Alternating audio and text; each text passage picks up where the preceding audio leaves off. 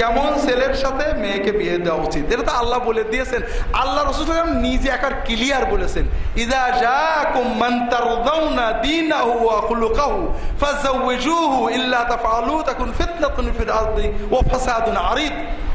তোমাদের কাছে যদি কোনো পাত্র আসে যার দ্বীন এবং আচরণ, দুটো জিনিস তুমি কনফিডেন্ট যে ভালো, একটা হলো দ্বীন, নামাজ পড়ে রোজা রাখে, মুত্তাকি দিনদার, আর একটা হলো তার আচরণ, বদরাগী না, ঝগড়া করে না, গালাগালি করে না, আচরণ এবং দ্বীন যদি ভালো হয় আর কোনো বিচার করো না, জলদি মেয়েকে দিয়ে দাও।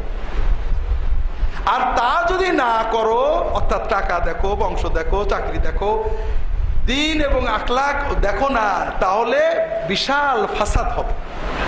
যে কারণে আপনারা দেখছেন যে পাত্র দেখতে গেলে আগে দেখে টাকা চাকরি, এরপরে বিয়ের পর জবই, কত অশান্তি।